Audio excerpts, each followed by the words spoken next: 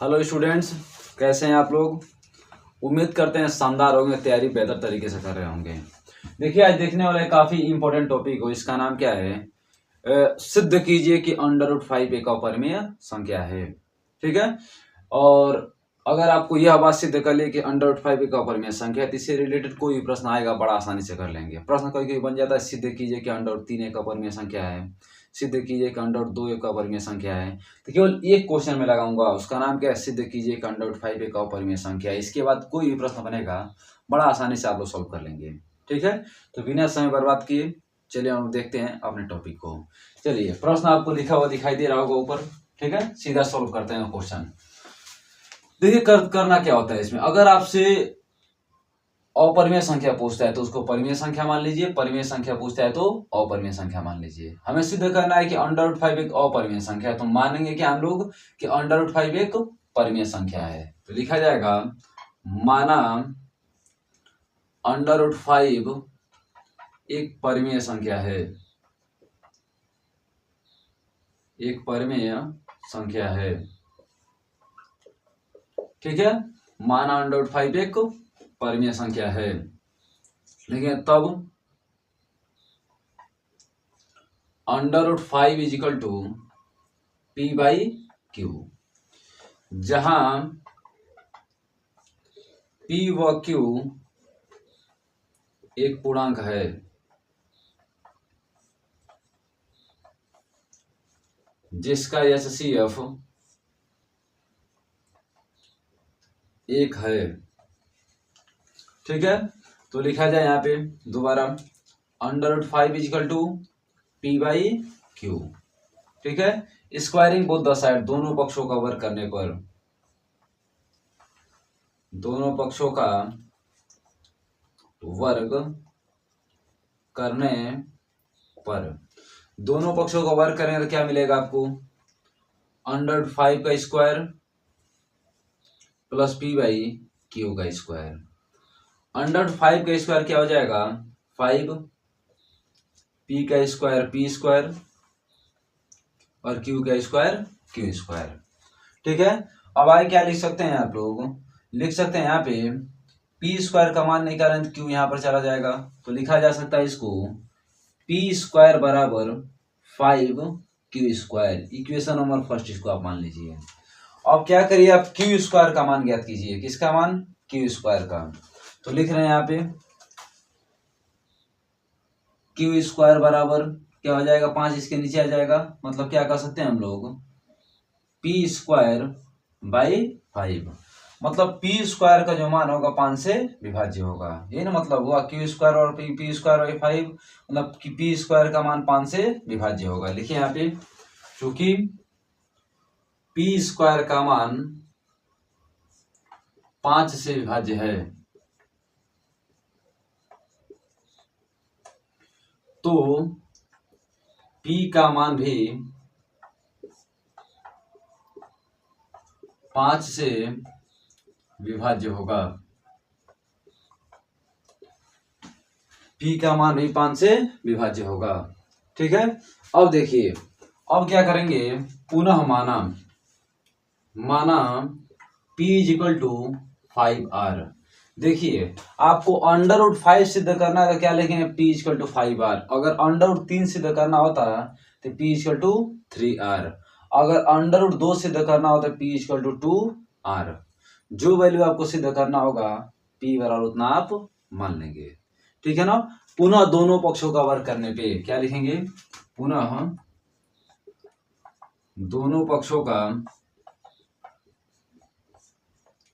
वर्ग करने पर, दोनों पक्षों का वर्ग करने पे क्या मिलेगा? P² बराबर 5R²। तो P² का P², यहाँ क्या लिख सकते हैं? 25R²। P² का मान कितना है? P² का मान है 5Q²। तो यहाँ P² जब क्या रख सकते हैं? 5Q² रख सकते हैं। तो रख दिया जाए 5Q² बराबर 25R²। यहाँ लिख दीजिए बाय द इक्वेशन फर्स्ट, समीकरण 1 से।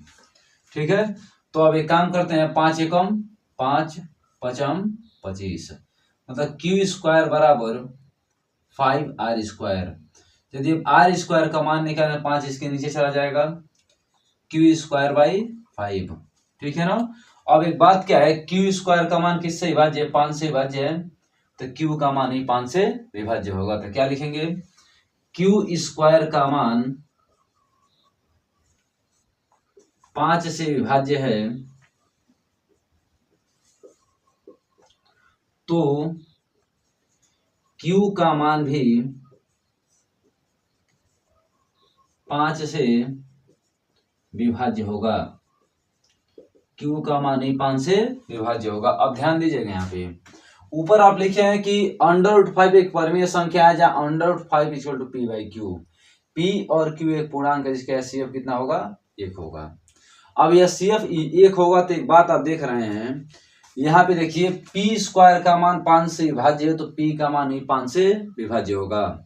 यहाँ पर क्यू स्क्वायर का मान 5 से विभाज्य है, तो क्यू का मान ही 5 से विभाज्य होगा। मतलब पी व क्यू दोनों संख्याएं 5 से विभाज्य हैं। जब दोनों संख्याएं 5 से विभाज्य हैं, तो पी और क्यू का एचसीएफ कितना हो जाएगा, 1 हो जाएगा। लेकिन ऊपर क्या माने हैं आप, एचसीएफ कितना होना चाहिए, 1 होना चाहिए। यहाँ एचसीएफ कितना आ रहा है, 5 आ रहा है, यहाँ एचसीएफ कितना आना चाहिए, 1 आना चाहिए। मतलब हमारी कल्पना क्या है, गलत है। हमारी कल्पना क्यों गलत है, हमें आना चाहिए 1, आ रहा है 5, ठीक है, इसीलिए हमारी कल्पना क्या है, गलत है। तो लिखा जाए क्या कि अतः पी व क्यू का एचसीएफ या पी व क्यू दोनों का मान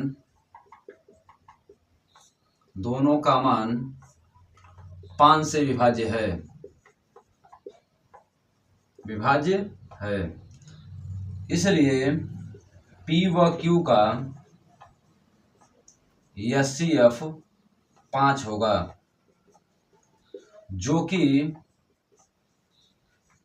हमारी कल्पना के विरुद्ध है,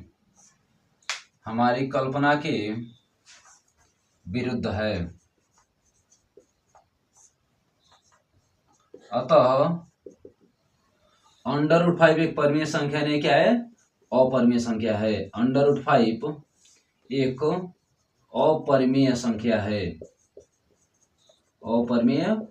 है, ठीक है ना।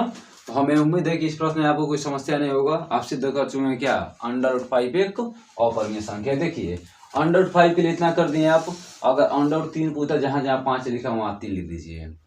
√2 पूछा, जहां जहां 5 लिखा वहां 2 लिख दीजिए। √7 पूछा, जहां जहां 5 लिखा वहां 7 लिख दीजिए, ठीक है ना। इस तरीके से आप लोग सिद्ध क्या कर चुके हैं कि √5 एक अपरमीय संख्या है, ठीक है। इसके बाद वाले सभी प्रश्नों का आप लोग सोल्व कीजिएगा, सेम इसी तरीके से सारे प्रश्न सोल्व हो जाएंगे। अगर नहीं सोल्व हुए तो कमेंट में आप लोग बताइएगा, एक और सेपरेट वीडियो बना दूंगा, जो क्वेश्चन छोड़ा हूं उसको भी लगवा दूंगा, ठीक है ना। तो आज के लिए बस इतना ही रखते हैं, मिलते हैं कल की वीडियो में, ठीक है। बहुत धन्यवाद, नेक्स्ट सी यू टुमारो।